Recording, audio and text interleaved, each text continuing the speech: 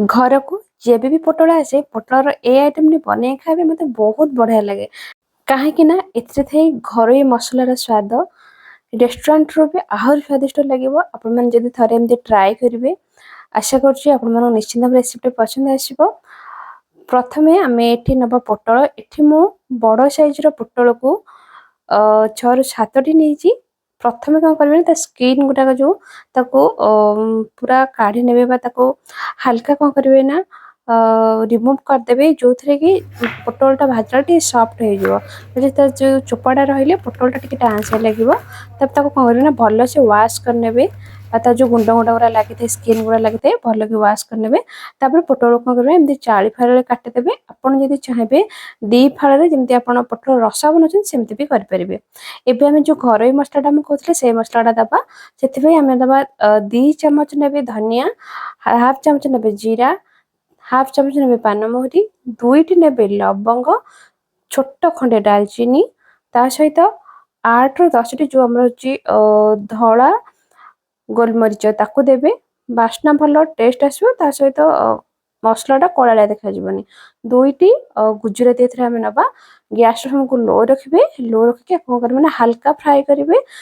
माने देखो मु हाथे देखो एपट सेपट कर मो हाथ तातुनी माने हल्का टिके उषुम अच्छी और टिके धुआलिया हेई आसला परे जो गोटा मसलाटा देखिबे टिके धुआं उठी आसुथबो सेही समय कौन करबे ना गैस फ्लेम को ऑफ करनेबे।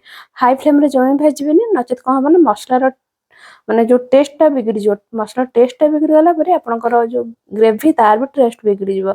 एबे आपको हम नॉर्मली एमती छाड़ देबा ए फ्राई पैन रे ठंडा हवा पई। ठंडा हैला परे ता कौन करिवे गोटे ग्राइंडर जार को ऐड करके ताको ग्राइंडिंग करिवे जे एकदम पूरा फाइन पाउडर तार बनेबेनी पूरा माने टिके दरदरा रहइबो फाइन पाउडर रहइबो किंतु टिके दरदरा थिबो। हाथ टिके दरदरा रहिले मसलाटा टेस्ट बहुत बढ़िया आसीबो जेमति रेस्टोरेंट स्टाइल से टाइप रे ही आसीबो।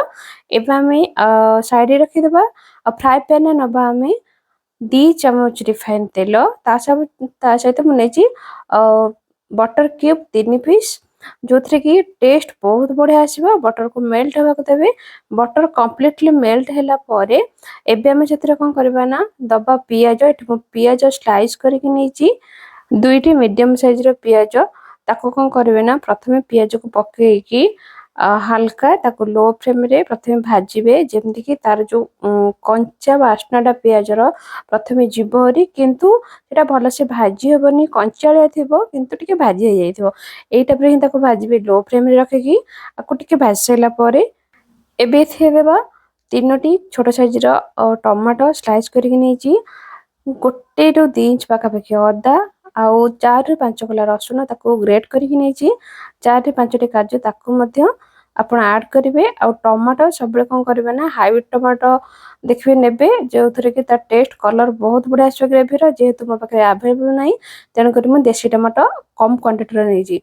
एबे सेतरे स्वाद अनुसार लूण पकेबे माने पियाज को देखिकी से अनुसार लूण पकेकी ताको कोन करिवे ना किछि समय लो फ्लेम रे भाजीकी तापर सेतरे कंचा लंका 4 ରୁ 5टी देई देबा। जेते हम एतरे सुखला लंका ऐड करनी तेन कर कंचा लंका हम देइछि ताको कवर कर नेबे लो फ्लेम रे मझे मझे टिके एपट सेपट कर नथवे करदा भितरे जेते देखिबे आपनकर टमाटोटा एकदम पूरा सॉफ्ट हो जाइतो माने मिसी जाइतो पियाज सहित एई टाइप रो ताको कोन करबे ना गोटे प्लेट को काढी नेबे ताको कंप्लीटली ठंडा हवा को देबे। मसला कोन करबे ना टिके माने फ्लैट थालिया रे नेबे जोथरे कि शीघ्र ठंडा हो जिवो। एबे हमें सेम पैन ने कोन करबा ना नबा रिफाइन तेल एठी मु नेछि 5 चम्मच तेल पकेगी तापर पोटल पकेबा जो काटी के रखी छे स्वाद अनुसार लूण और हल्दी पाउडर अल्प पकेकी 1/4 चम्मच पकेकी ताको हमें भाजीबा। लो फ्लेम रे कोन करबे ना पोटल को भाजीबे जेते पोटलटा अपन पूरा सॉफ्ट हो जिवो और टिके बढ़िया से भाजी हो जिवो पोटलटा काहेकि ना हमें जो ग्रेवी रे पोटलटा ऐड करे सेटा सिझिबनी नॉर्मल जेंति अपन पनीर बनाउछन्ती कड़ाई पनीर सेटा भी हम ताको आज बनेबा। देखो पोटलटा हमर बढ़िया से भाजी हो जाइछि। जदि पोटलटा कंचा रहबो ताले आपनकर तकर टेस्ट खराब हो जिवो।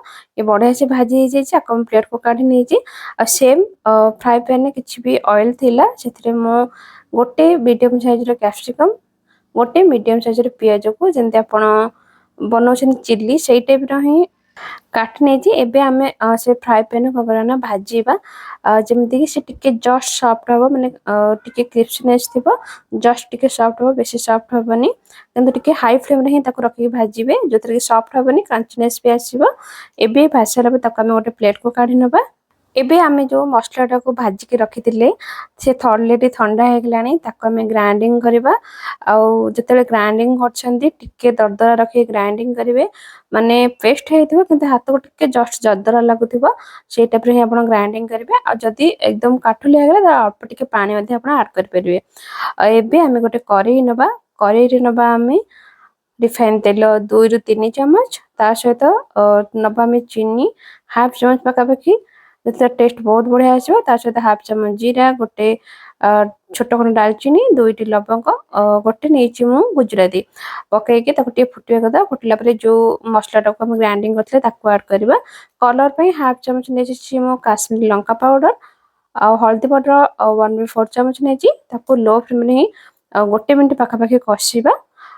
ତାପରେ କଷି ସାରିଲା ପରେ ଏବେ ଆମେ ସେଥିରେ ଦେବା ଯୋଉ ଗ୍ରାଇଣ୍ଡିଙ୍ଗ କରି ରଖିଥିଲେ ପାଉଡର ମସଲାଟା, ସେଇଟାକୁ ଦବା। ଏଠି ମୁଁ 2 ଚାମଚ ଦେଇଛି, ଆପଣ ଗ୍ରେଭିକି ଦେଖିକି ହିଁ ୟୁଜ୍ କରିବେ। 2 ଚାମଚ ଦେଇକି ଆଉ ଯୋଉ ମସଲା ଥିଲା ଜାରରେ, ସେଥିରେ ମୁଁ କିଛି ପାଣି ଆଡ୍ କରିକି ତାକୁ ମଧ୍ୟ ଧୋଇକି ଏଥିରେ ଆଡ୍ କରିଛି। ଆକୁ ଆମେ କଣ କରିବା ନା ଭଲସେ ମିକ୍ସ କରିନେବା। ମିକ୍ସ କଲା ପରେ ଏବେ ଆମେ ସେଥିରେ ଭାଜିକି ରଖିଥିବା ପିଆଜ, କ୍ୟାପ୍ସିକମ୍ ତାକୁ ଆଡ୍ କରିବା। ତା ସହିତ ଏଥିରେ ଆମେ ନେବା ଗରମ ମସଲା ପାଉଡର ହାଫ୍ ଚାମଚ ପାଖାପାଖି ନେବା, ଯେହେତୁ ଛୋଟ ପ୍ୟାକେଟ୍ ଅଛି ତେଣୁକରି ମୁଁ ଏଥିରୁ ଅଧେ ହିଁ ଆଡ୍ କରୁଛି। ଆଡ୍ କରିସାରିଲା ପରେ ତାକୁ ମିକ୍ସ କରିନେବା। ଏବେ ଆମେ ସେଥିରେ ଯୋଉ ପୋଟଳ ଭାଜିକି ରଖିଛି ତାକୁ ମଧ୍ୟ ଆଡ୍ କରିବା। ଆଡ୍ କରି ଆଉ ଗ୍ୟାସର ଫ୍ଲେମ୍କୁ ଜମା ବି ହାଇ କରିବେନି, ସେ ଲୋ ଫ୍ଲେମ୍ରେ ହିଁ ରଖିବେ, କାହିଁକିନା ଯେହେତୁ ଆମେ ଗ୍ରେଭିରେ କିଛି ବି ପାଣି ଆଡ୍ କରିନି, ଆଉ ଗ୍ରେଭିଟା ଟିକେ ଶୁଖିଲା ଟାଇପ୍ର ରଖିବି, ସେଥିପାଇଁ ଲୋ ଫ୍ଲେମ୍ରେ ହିଁ ବନଉଛି। ଆଉ ଆପଣ ଯଦି ଗ୍ରେଭିଟାକୁ ଟିକେ ଝୁକଝୁକିଆ ଟାଇପ୍ର କରିବେ, ମାନେ ଟିକେ ପତଳା କରିବାକୁ ଚାହୁଁଛନ୍ତି, ତାହେଲେ ହଟ୍ ୱାଟର ବା ଗରମ ପାଣି ବି ଟିକେ ଆଡ୍ କରିପାରିବେ, ହାଫ୍ କପ୍ ପାଖାପାଖି। ଏବେ ତାକୁ ଟିକେ 1 ମିନିଟ୍ କଷିଲା ପରେ କଭର କରିନେବେ, ମିନିମମ୍ 2 ରୁ 3 ସେକେଣ୍ଡ। 2 ରୁ 3 ସେକେଣ୍ଡ ପରେ ରେଡି ହେଇଗଲା ଆପଣଙ୍କର ପୋଟଳ କଢାଇ ମସଲା, ଯୋଉଟା କି ରେଷ୍ଟୁରାଣ୍ଟରେ ଆପଣ ଖାଇଥିବେ କି ନାହିଁ ମୁଁ ଜାଣିନି, କିନ୍ତୁ ବହୁତ ଟେଷ୍ଟି ଲାଗିଥାଏ। ଆପଣମାନେ ଥରେ ନିଶ୍ଚିତ ଟ୍ରାଏ କରିବେ। ରହୁଛି ପୁଣି ଦେଖା ନେକ୍ସଟ ଭିଡ଼ିଓରେ।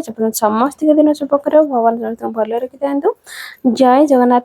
ପୁଣି ଦେଖା ହବ ଆଉ ଗୋଟେ ନୂଆ ଲଞ୍ଚ ଭିଡ଼ିଓରେ।